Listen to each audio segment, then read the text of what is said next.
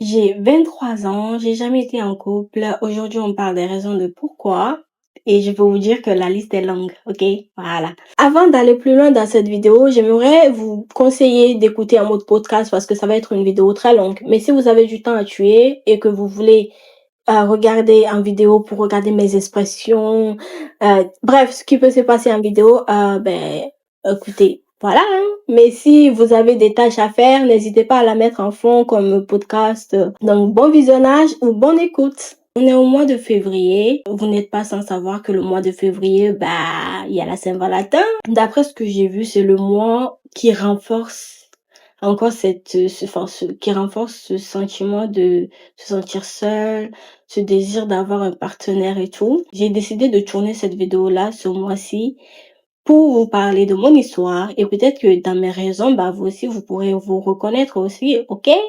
Donc, on va parler de pression sociale, on va parler du monde du dating, on va parler de mes aspirations personnelles concernant tout ça. Donc, asseyez-vous, prenez de quoi boire, ok?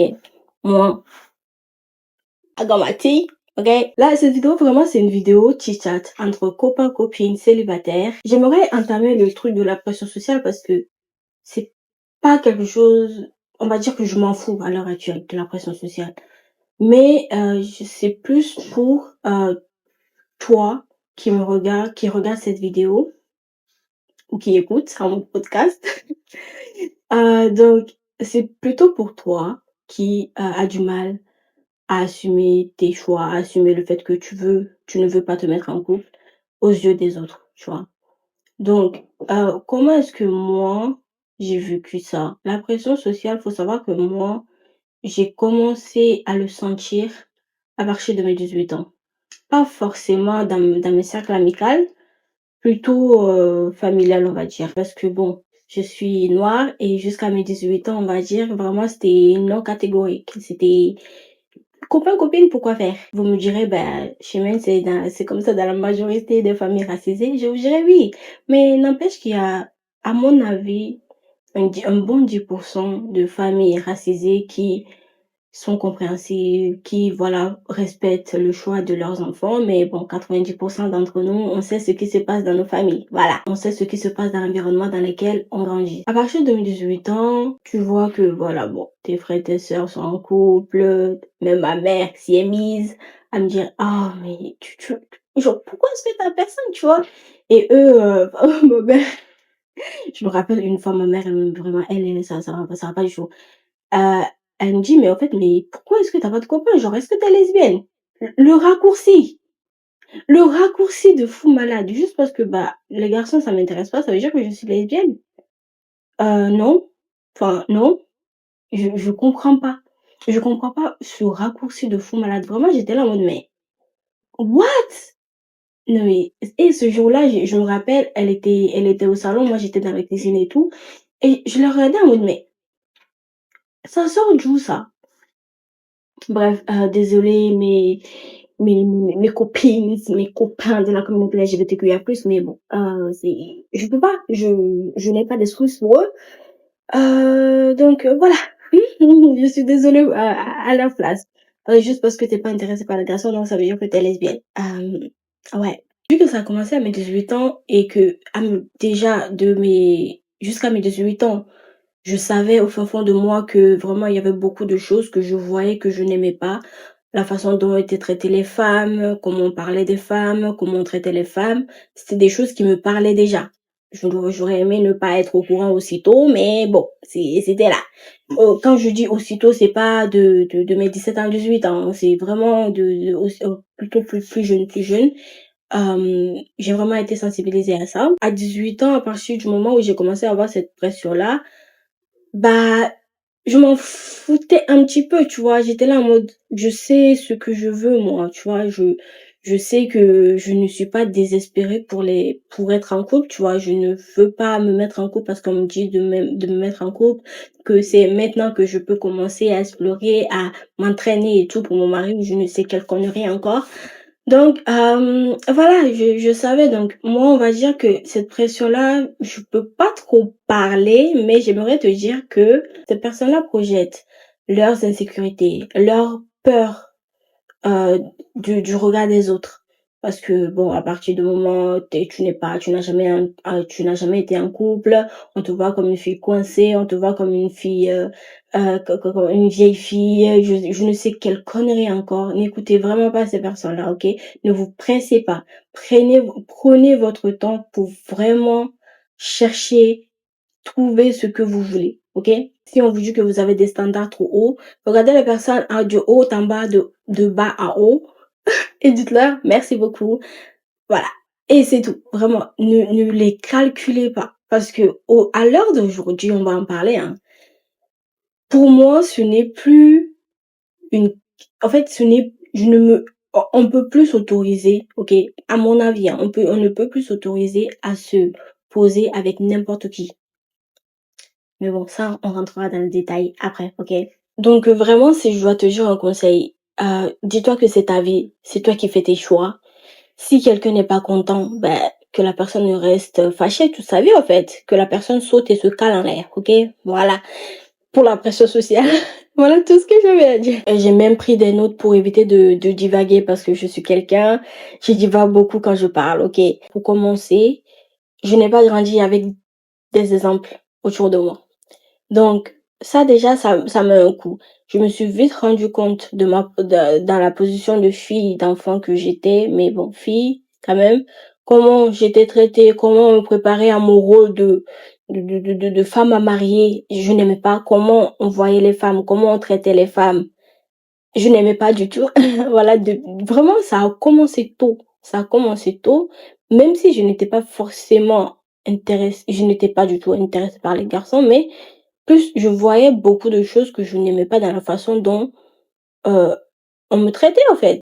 Parce que je suis une fille, parce que je suis une future femme, je détestais et quand vraiment, je pense que je vais faire une vidéo séparée sur mon parcours, comment genre je suis passée de enfin, je sais pas comment expliquer, mais genre, vu que j'ai remarqué comment j'étais traitée, on me demandait de faire des choses parce que j'étais une femme, j'étais une fille, une future femme, je vais bientôt épouser un homme, comment tu vas gérer ta maison, comment tu vas cuisiner, des trucs comme ça. C'était des choses contre lesquelles vraiment je militais chez moi et je suis passée de l'extrême, euh, genre, je refoule tout. Je refoule tout. Je refoule tout, que ça soit bien ou pas, je refoule tout. Ah, aujourd'hui, bon, ça va, j'arrive à faire la part des choses. Je sais que bon, il y a des choses, je dois les faire parce que je suis un être humain et que je dois prendre soin de moi et tout et de mon environnement, tu vois. Mais j'ai plus ce truc-là je le fais parce que je suis une femme. Il faudrait que je fasse une vidéo sur ça aussi. Sur comment je rejetais ma féminité parce que comment je rejetais ma féminité à cause des choses qu'on me faisait subir en tant que fille, quoi, tu vois. Parce que je suis une fille, donc je dois les faire, je dois connaître ça, je dois faire ci, je dois m'habiller de telle façon, je ne dois pas m'habiller de telle façon, tout ça là. J'ai fait une grosse, comment on dit ça là? Je militais beaucoup contre ça, je rejetais tout ce qui était féminin et tout. Mais bon, c'est pas la vidéo, la chimie, c'est pas la vidéo. Bref, je me suis vite rendu compte que, en fait, ma place dans un couple hétérosexuel en tant que femme, ça avait beaucoup de poids. Mais j'avais du mal jusqu'à mes 16 ans à vraiment poser des mots dessus, à vraiment me dire, OK, je ne suis pas intéressée par des garçons à cause de ça, à cause de comment on traite les femmes, à cause de comment est-ce que je suis traitée, à cause de l'environnement dans lequel je grandis, euh, souvent patriarcat. Et là, je parle pour les 90% des familles racisées. Faut savoir que jusqu'à mes 16 ans, surtout, on va dire fin collège, et début lycée, j'étais dans cette matrice-là de, oh, je vais quand même avoir mon premier petit ami. Même si je savais qu'il y avait des choses que je n'aimais pas, je ne pouvais pas encore poser des mots dessus, vous voyez? Donc, à cause des fanfictions Wattpad, à cause de Wattpad, ok? Je lisais beaucoup de fanfictions, romances et tout. Et souvent, c'était dans les lycées, début lycée et tout. Donc, j'étais un peu dans cette matrice-là, tu vois. J'étais un peu dans cette matrice-là au début de lycée, mais j'ai vite compris que, girl, oublie ça. Oublie vite. Bon, Wattpad, là, c'est Wattpad. Ici, c'est la réalité. J'étais un peu dans cette euphorie-là, mais je me suis vite calmée. Et à mes 16 ans, à partir de mes 16 ans, j'ai découvert la K-pop, les Asian dramas, toute cette culture asiatique-là dont je suis littéralement tombée amoureuse. Voilà, tu vois. Jusqu'à mes 16 ans, j'étais beaucoup avec les animés. J'ai grandi avec le Japon, mais que le Japon, tu vois. Japon, et J-drama et animation japonaise. Donc, j'étais dans ce côté-là. Mais à partir de mes 16 ans, vraiment, j'ai découvert littéralement BTS. C'est mes âmes sœurs dans cette vie, ok? Et je remercie Dieu tous les jours de me les avoir fait rencontrer. Et j'espère qu'on se rencontrera dans une prochaine vie, parce qu'il le faut, en fait. Donc, en premier lieu, j'ai découvert BTS et après la K-pop, après le K-drama, après les Thai drama, C-drama, tout le tralala, là, voilà. Donc, à partir de là, en fait, j'étais trop occupée. J'étais trop occupée par tout ça, par toute cette nouvelle passion, par toutes ces nouvelles choses que j'apprenais. Vraiment, j'étais trop occupée pour regarder le côté des garçons, ok? Et ça, en fait, ça m'a permis, jusqu'à au moins mes 19 ans, ça m'a permis de prendre, en fait, de penser à moi, de vraiment chercher à mettre des mots sur mon mal-être face à ça, en fait, face à ce marché de dating dans lequel je grandissais, en fait, autour duquel je grandissais, tu vois. Bon, à l'époque, c'était vraiment non catégorique. À l'heure d'aujourd'hui, ça va un peu mieux. Je suis ouverte au sujet, mais I know that I'm not going to settle down for less, tu vois. Donc, toute cette époque-là m'a permise. Donc, j'ai dit de mes 16 ans à mes 19 ans, c'était à fond. À partir de mes 20 ans, il y a eu ce qu'on appelle la vie. La vie m'a frappé en plein figure, ok? La santé mentale, voilà. Donc, encore quelque chose qui vient se rajouter à ça, qui me fait me dire que, en fait, j'ai pas le temps pour regarder l'autre côté. Et moi, je suis quelqu'un depuis toujours. Je n'ai jamais ressenti ce besoin, vraiment, enfin, je n'ai jamais vraiment ressenti ce besoin-là de me mettre en couple parce que les gens sont en couple, parce qu'il faut se mettre en couple, parce que je me sens seule ou quoi, je n'ai jamais vraiment eu ce besoin-là. Alors, je vais pas mentir, il y a eu des périodes où j'étais là en mode, oh, j'ai pas de crush, c'est bizarre. Et si j'allais scroller sur Instagram pour voir si je peux trouver un crush. J'ai eu des périodes comme ça, enfin, trois périodes. Pas trois.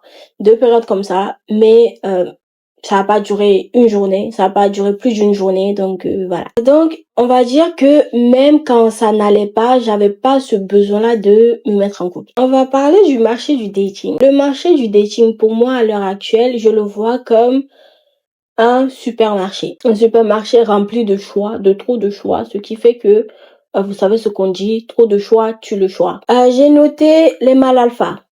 Alors, je veux vraiment essayer de ne pas péter les plombs, de ne pas m'énerver dans cette vidéo, parce que s'il y a bien un sujet qui peut m'énerver à la seconde, c'est les hommes. J'essaie de travailler sur cette colère-là, honnêtement, parce que je sais que c'est pas non plus une bonne chose. Je peux être en désaccord avec certaines choses, mais c'est vrai qu'il y a certains de mes comportements, comment je pense, les choses que je pense par rapport aux hommes, tu vois, c'est vrai que je dois un peu m'adoucir. Mais est-ce que j'ai envie? Non, pas pour l'instant. Voilà. Bref, les mâles alpha, ces personnes-là qui se prennent pour les dominants, qui se disent,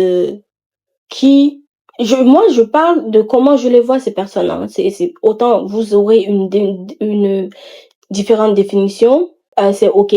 Mais moi, là, je parle de moi. Ces personnes-là qui se croient supérieures à la femme, qui pensent que la femme est là pour les servir, pour répondre à tous leurs besoins, qui pensent que c'est eux comment ça là, c'est eux les trophées, alors que spoiler alerte, vous n'êtes pas. Vous n'êtes pas les trophées, ok? Vous êtes très loin. En fait, votre place, c'est dans des hôpitaux psychiatriques, ok? C'est là qu'on vous attend. Assez what I said, ok? Assez what I said.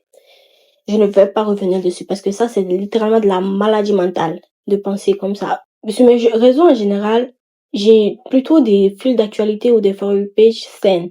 Bon, ça m'arrive de suivre des personnes qui réagissent à ces cas-là, tu vois. Donc, c'est pendant ces moments-là que je peux me rendre compte qu'il existe des spécimens comme ça, tu vois. Donc, je suis fière, mais je peux vous dire que j'aime pas. Et s'il y a bien une chose que j'aime pas, c'est ça là. Hein, ce genre de personnes qui se prennent pour des êtres supérieurs alors que c'est juste des êtres blessés qui devraient travailler sur leurs blessures et laisser la femme tranquille. Mais non. Et malheureusement, il y a d'autres personnes aussi blessées qu'eux qui les suivent, qui malheureusement vont se reproduire. Donc, j'ai l'impression que vraiment ce problème, je ne pense pas qu'on arrivera à le résoudre un jour, en tout cas pas aussitôt. Et ça aussi, ça m'énerve. Ça me surprend toujours de voir à quel point ces personnes-là sont suivies.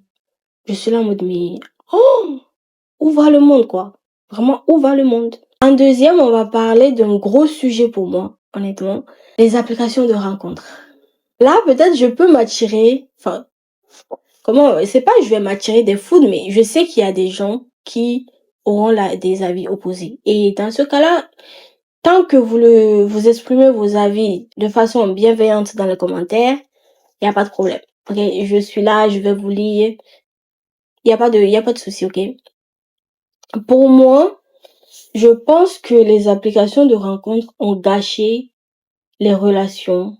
Enfin, non, font partie des choses. Non, non, je vais reformuler. Je pense que les applications de rencontres font partie des choses qui ont gâché les relations dans notre génération à l'heure actuelle. C'est ce que je pense.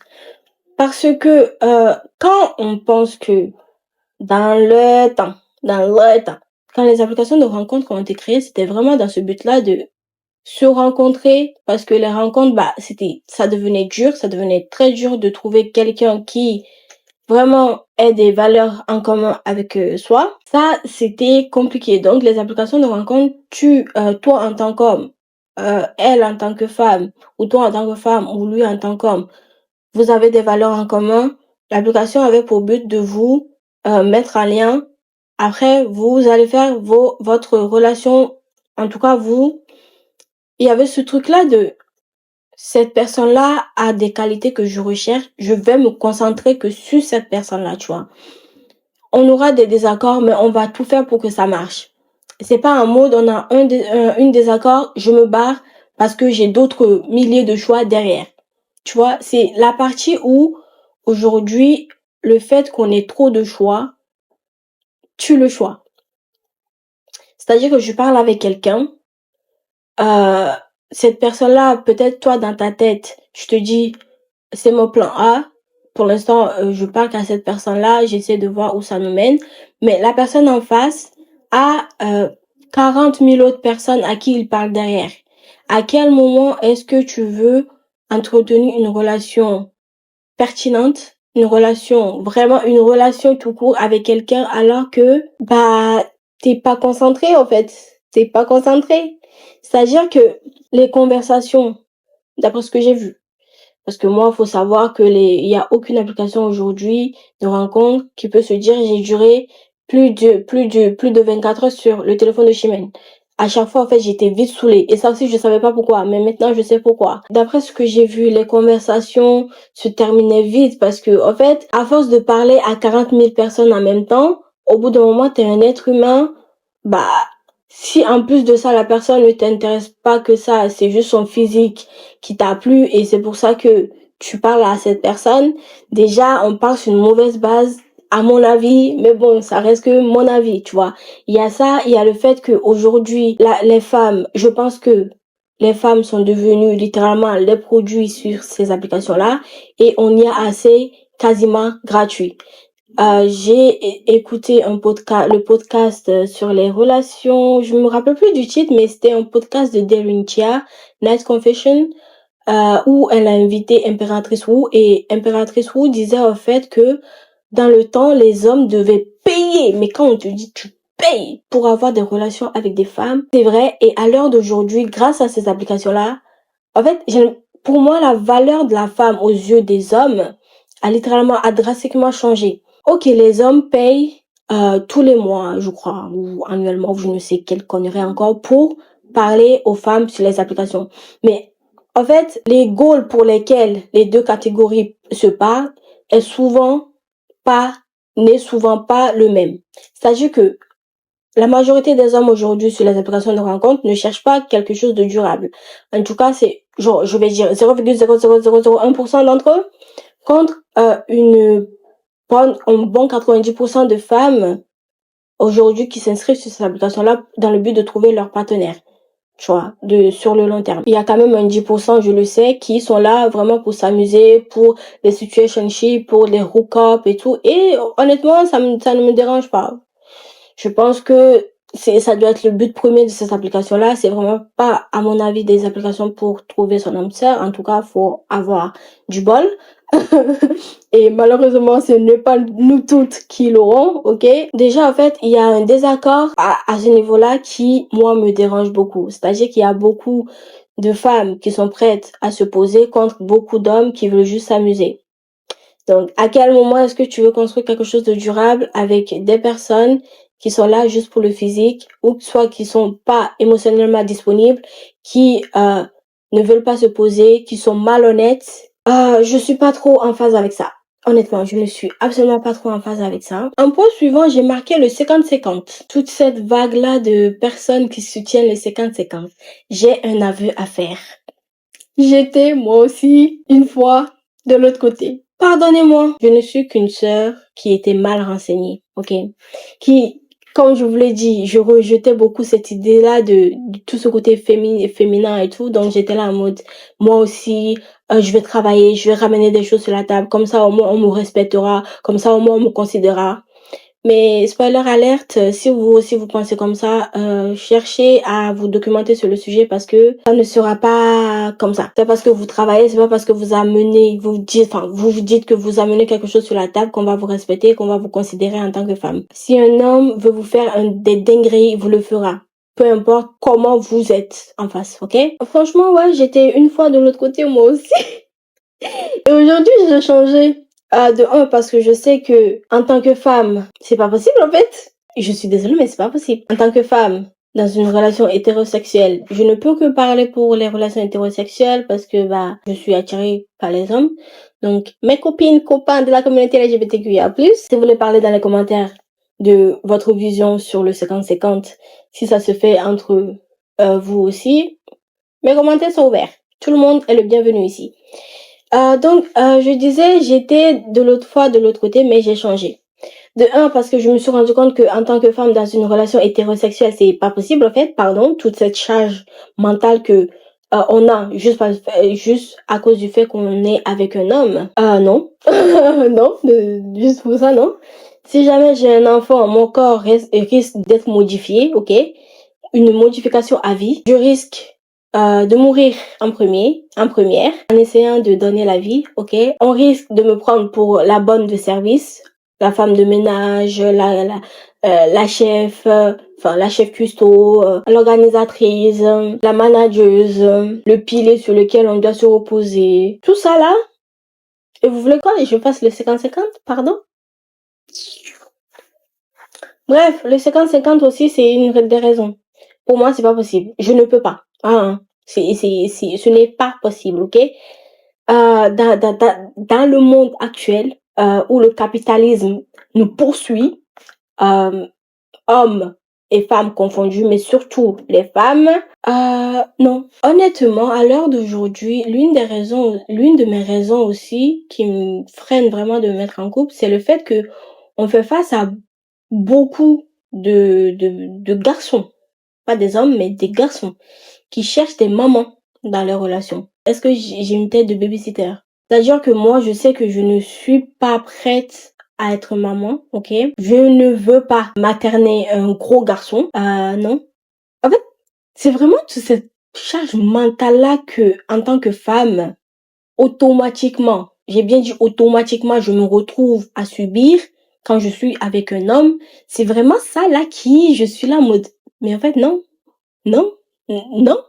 Et je ne fais pas l'apologie du célibat, ok? Il y a des hommes aussi dehors qui savent ce qu'ils cherchent dans une relation, qui ne cherchent pas des mamans mais des partenaires.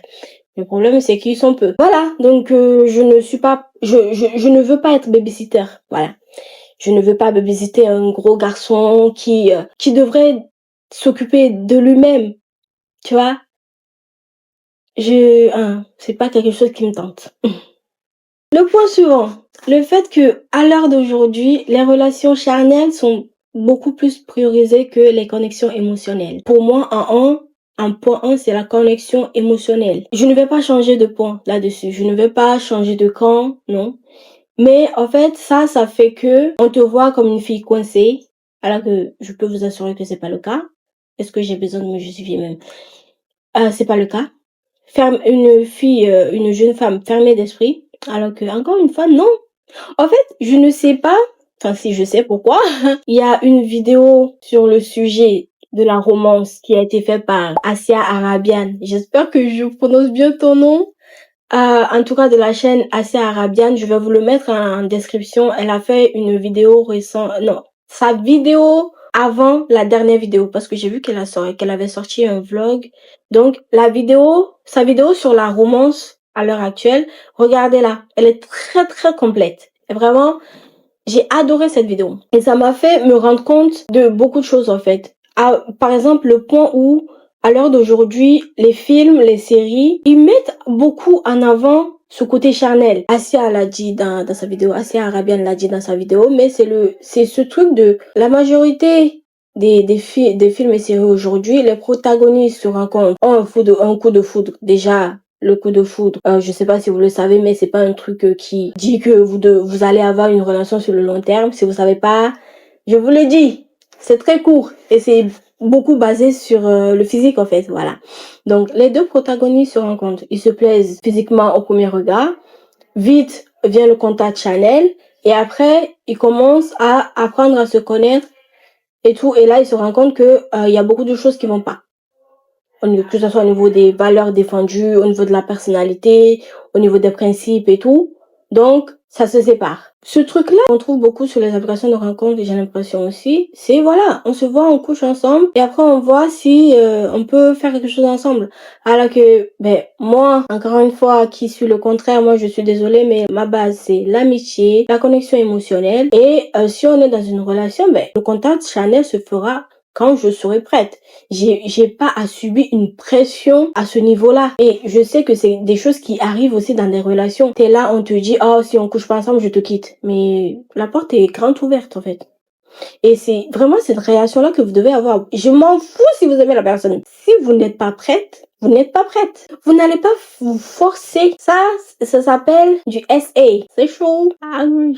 J'ai pas envie que je fasse striker ma vidéo. Donc, c'est SA et allez chercher la définition. C'est en anglais. C'est un terme en anglais. C'est AS en français et SA en anglais. Allez chercher le terme. Je ne pourrais pas faire un compromis par rapport à ça. Du coup, je suis là en mode de, ok, la majorité des relations que je vois, ça a beaucoup commencé par du situationship, du hook-up, des garçons qui demandent à venir chez toi dès le premier soir. Pardon, mais tu viens foutre quoi chez moi? Mais en fait, je suis là en mode, mais il y a des situations que je trouve trop lunaires. Pourquoi tu viens chez moi? Ça fait une semaine on se connaît, ça fait un mois on se connaît, tu viens foutre quoi chez moi? Genre, je m'en fous de vos Netflix and chill ou je ne sais quelle connerie encore. Moi aussi, dans ma liste de choses que j'aimerais faire, j'aimerais avoir des soirées animées, des soirées Asian Drama et tout avec mon partenaire, mais c'est pas parce que je veux ça que dès le premier soir on va le faire ou dès la première semaine ou dès les premiers mois on va le faire. Dès les premiers mois, tu n'as rien à foutre chez moi. On apprend à se connaître sans contact Chanel. Voilà. Et je m'en fous si on me voit comme une vieille fille, comme je ne sais quoi, une fille coincée dans l'ancien temps, je m'en fous. Je ne suis pas en train de pointer du doigt, ok, les personnes qui sont ok pour avoir un contact Chanel dès les premiers mois, dès les premiers soirs. Chacun fait ce qu'il veut de sa vie. Mais moi, je suis en train de pointer du doigt les personnes qui nous traitent, nous, les personnes qui ne veulent pas forcément ça, comme des aliens, comme des personnes coincées, alors que non, ça n'a rien à voir avec le sujet en fait, ok?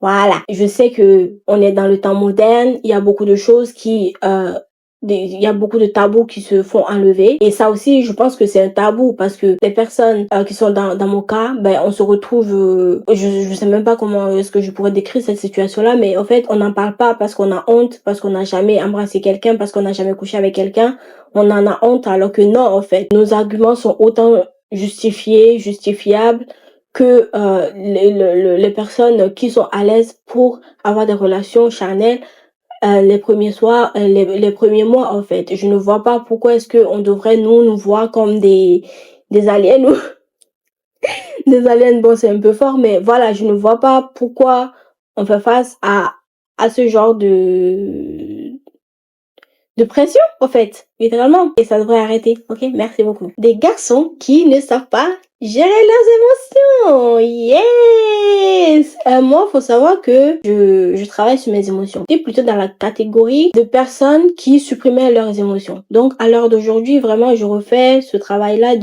j'apprends à identifier mes émotions et à leur laisser place pour qu'ils s'expriment.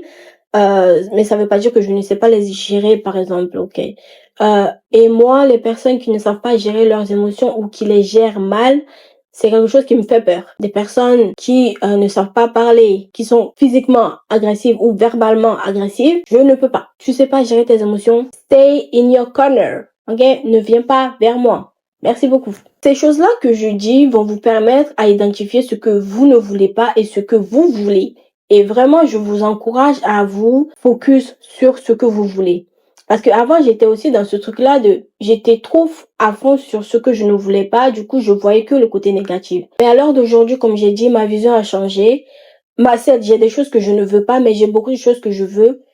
Je sais que je veux, je sais que je mérite. Donc, ça me permet d'avoir une vision un peu plus positive de la chose et j'aime bien en fait, j'aime bien quand je me dis que ok, c'est ça que je veux dans une relation, je cherche plutôt quelqu'un comme ça, ben honnêtement, je suis plus ouverte. Donc ouais, je vous encouragerai à vous focus vraiment sur les choses que vous voulez. Et je sais, ceux qui vont venir, je dis ah mais vous avez des standards, mais vous savez, est-ce que vous êtes au courant que vous n'aurez pas exactement ce que vous voulez? Oui, je suis au courant que je n'aurai pas exactement ce que je veux. Ok, je suis très au courant.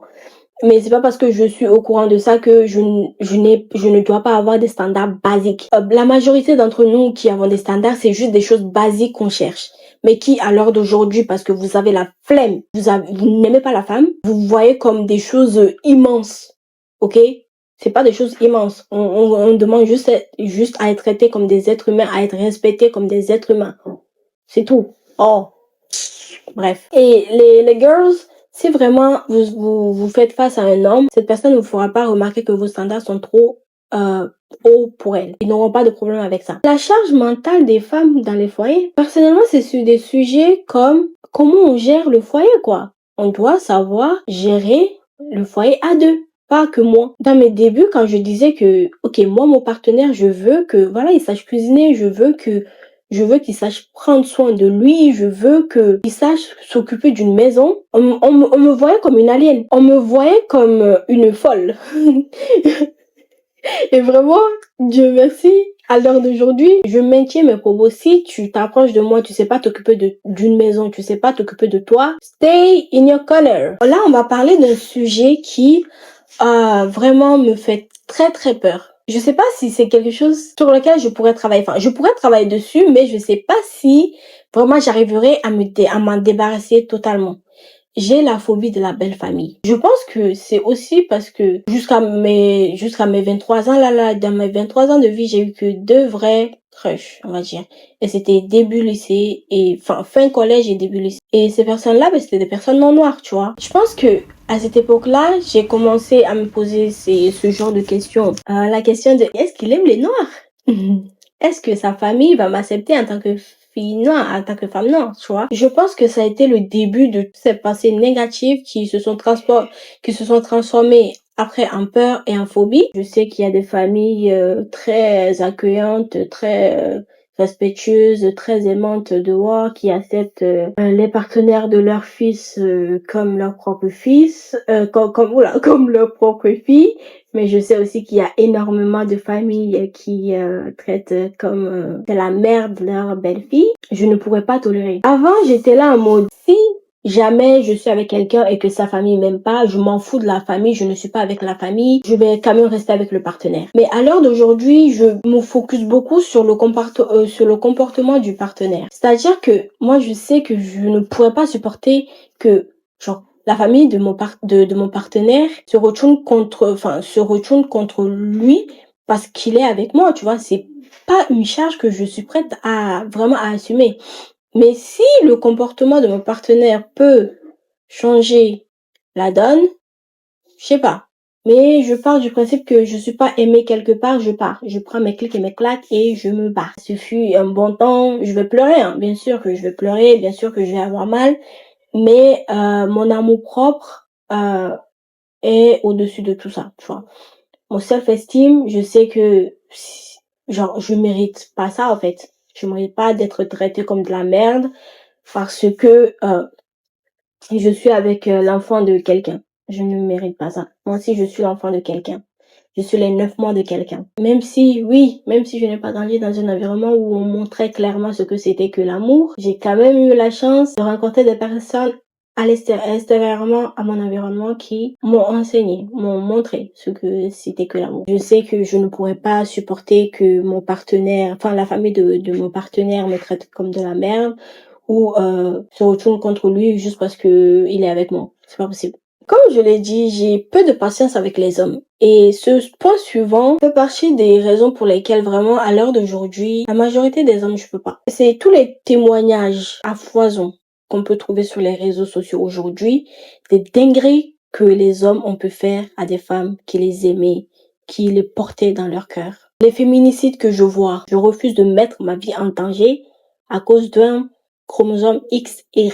Si vous regardez cette vidéo-là, vous savez de quoi je peux parler, de toutes ces histoires-là. Et vraiment, ça me fait trop mal au cœur. Faisons beaucoup recours à notre sens de discernement dans ce genre de situation. Parce que, mine de rien, ça peut créer l'effet inverse d'être amené à détester tous les hommes et se dire que les hommes n'aiment pas les femmes. Les hommes aiment les femmes. Les garçons n'aiment pas les femmes. On peut avoir 30 ans, 25 ans, 40 ans, 50 ans et être un garçon et détester les femmes. On doit vraiment regarder les partenaires pour qui ils sont. Du coup, non, c'est pas encore des partenaires, c'est garçons. Voilà. C'est garçons pour qui ils sont vraiment. Et arrêter d'être dans le Delululand. Le Delulu, c'est bien, mais que pour certaines choses. Voilà, c'est pas pour tout. Là, on va parler d'un point que j'ai retenu dans la vidéo d'Asia Arabian. Encore une fois, je vous mets sa vidéo en lien de description. Allez la voir après cette vidéo. Ce point-là, c'est la vision de l'amour qu'on a à cette ère moderne qui est, selon moi, catastrophique, basée sur beaucoup l'égoïsme et la perfection. Alors, est-ce que les réseaux, ils sont pour quelque chose? Oui. Moi, c'est grâce à Internet que je sais ce que je veux, ce que je ne veux pas dans mes relations. Et je remercie Internet pour ça. Parce que sans ça, comme je l'ai dit, j'ai pas grandi avec des exemples autour de moi. Et vraiment, si je devais reproduire dans quoi j'ai grandi, waouh, non, je pouvais même pas imaginer. Donc, non. Mais c'est grâce à aussi Internet que j'ai vu tous les dingueries qui pouvaient se passer. C'est aussi grâce à Internet que je sais que il n'y a pas que les mauvais aspects. Il y a aussi des couples vraiment qui essayent de diffuser. Alors, pas ceux qui font semblant que tout est bien dans leur couple, mais après quelques temps, on voit que, on réalise, on se rend compte il y avait rien, c'était vraiment très toxique. Pas ça, mais des personnes, voilà, qui nous disent les vérités, ce qui peut se passer dans les relations hommes-femmes. Et pourquoi je dis beaucoup l'égoïsme parce que aujourd'hui, et là je vais parler en général des relations, l'égoïsme parce que la personne en face s'attend à ce que tu l'aimes, tu sacrifies littéralement ta vie, ok, mais que en retour, elle peut te faire tous les dingueries possibles, tous les dingueries imaginables possibles. C'est-à-dire que la personne veut être aimée, veut être acceptée, mais toi, si tu fais voir à cette personne qui ne t'aime pas, c'est parce que la personne ne t'aime pas. Hein. Moi, je suis désolée, mais quelqu'un qui, tu lui montres clairement que tu l'aimes, la personne sait que tu l'aimes, mais se permet de te blesser, cette personne ne t'aime pas. Parce que comment est-ce qu'on peut faire du mal à quelqu'un qu'on aime? Ce truc-là aussi de si t'aimes, tu dois souffrir, moi je suis pas d'accord. Hein. Je disais ce truc-là de la personne en face s'attend à être aimée, mais refuse d'aimer. Donc pour finir, je sais ce que je mérite. Et je ne suis pas prête à baisser mes standards soi-disant parce que les autres trouvent que c'est trop haut, que je finirai seule avec des chats. Alors déjà, se dit, est-ce que vous pouvez arrêter parce que laissez les chats tranquilles. ils ne vous ont rien fait. Les chats, c'est adorable, c'est mignon. Ça raccourcit même la durée de vie. Non, pas raccourci, ça prolonge. Ça prolonge même la durée de vie d'un être humain. Donc, c'est en fait bénéfique pour nous. Et souvent, ceux qui disent ça, c'est des garçons qui n'ont jamais eu de contact avec des femmes et qui cherchent à avoir des attentions, de l'attention des femmes, qui ont peur, eux, de finir seuls, en fait. C'est surtout ça. Vous avez peur de finir seul. Alors que nous, on se montre, enfin, on sait qu'on peut finir seul, il n'y a pas de souci. Et ça vous blesse, en fait. Vous refusez de l'accepter, mais il va falloir l'accepter parce que si vous refusez d'apprendre ce que c'est que l'amour, c'est votre problème. Certaines personnes qui viendraient me dire, ah, mais vous, si vous cherchez trop la perfection, vous cherchez que la personne soit lisse. Je ne cherche pas ça. Mais je sais qu'il y a des valeurs de base comme le respect, l'amour, la tolérance, la patience, la bienveillance. Tout ça là, c'est pas des choses, c'est pas du haut level. Ok? C'est des choses basiques qui doivent être à la base de toute relation humaine. C'est ce que je dis. Voilà, c'est la fin de cette vidéo. Ça m'a fait du bien. J'espère que ça vous a fait du bien aussi. J'aimerais que vous ne soyez pas triste, ok, d'être seul, surtout à cette période de la Saint-Valentin, n'est-ce pas? C'est pas une malédiction d'être seul. Si vous voulez fêter la Saint-Valentin seul, let's go. Si vous voulez la fêter avec vos amis, let's go. Si vous voulez fêter ça avec votre famille, let's go. Ok? C'est l'amour qu'on célèbre en général. Je sais qu'il y a eu ce truc, cette propagande que ça doit seulement se fêter entre couples, mais non, c'est l'amour qu'on célèbre en cette période en fait. Donc, ça peut être l'amour de soi, l'amour pour la famille, l'amour pour les amis, l'amour pour vos animaux en fait. C'est pas un péché d'être seul, encore une fois, c'est pas une malédiction. Prenez ce temps-là pour vraiment chercher à mettre des mots sur ce que vous voulez, ce que vous ne voulez pas. Je vous laisse sur ça. J'espère que la vidéo ou le podcast vous a plu. Merci beaucoup de m'avoir écouté, d'avoir regardé la vidéo. N'hésitez pas à liker, commenter, partager la vidéo à quelqu'un qui est seul. Voilà, une amie, un membre de famille, tout ce que vous voulez qui est seul et qui, voilà, peut-être se reconnaîtra dans cette vidéo. N'hésitez pas à lui partager. Merci beaucoup. Et surtout, abonnez-vous, activez la cloche de notification. Ok? Voilà, je vous aime. Plein de bisous. Mouah, mouah, mouah. Ciao, ciao!